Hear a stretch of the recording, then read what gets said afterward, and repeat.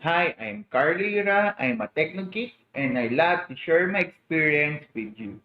On my channel, you'll find tips and tricks about computers, life hacks, and everything. Please like and subscribe if you like my content. Now, our topic for this day is all about troubleshooting 101.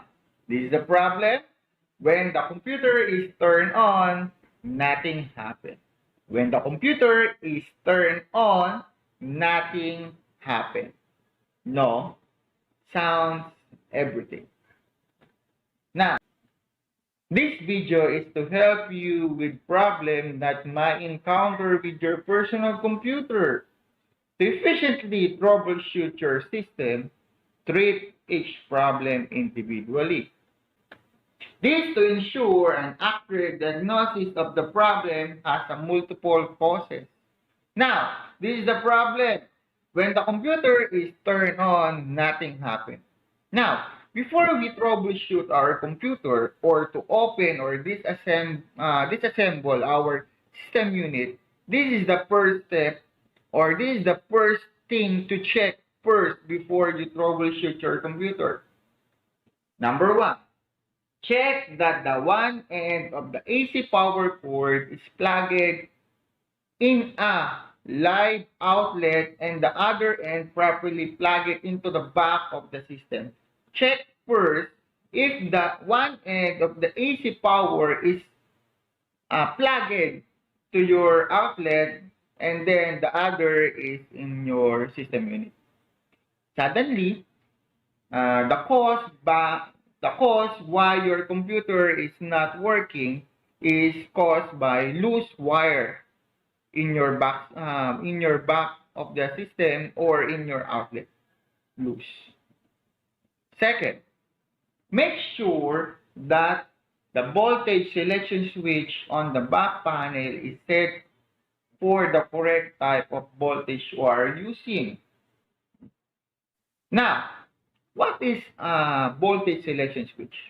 Voltage selection switch is the one you see in your back power supply.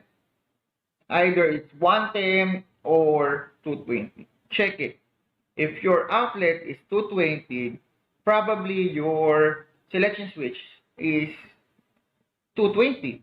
If you're 110, set it to 110. Make sure to check first. Why?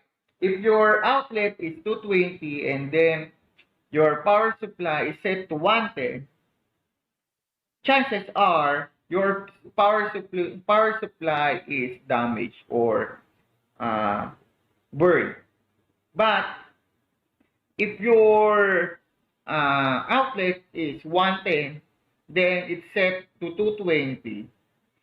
The power from your outlet going to your system are inadequate. Try to check it first. Then third, the power cord, you might have a short or open. Inspect the cord and install a new one if necessary. Check the wires or the cable of your computer if it has a cut or open. Make sure to check first. Third, if this all done and the problem is not found, try to check or replace the power supply or power switch on and off.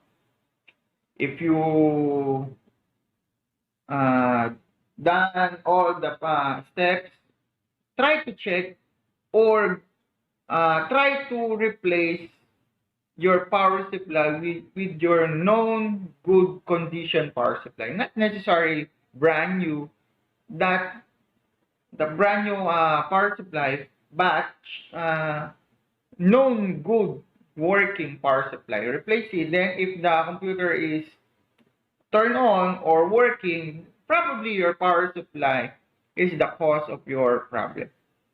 Then try to check your power switch and on and off. Why? Maybe every time you press the power button, it's not responding.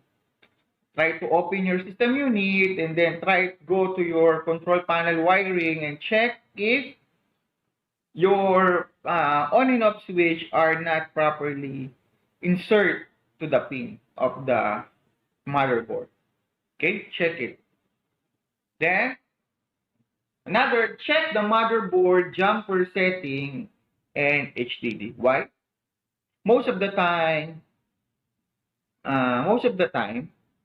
if you have troubleshoot or you disassemble or cleaning your motherboard or your system unit, then accidentally tap or remove your jumper settings or disalign the jumper setting of your motherboards, that jumper setting has a proper function to your motherboard. Why it has not working?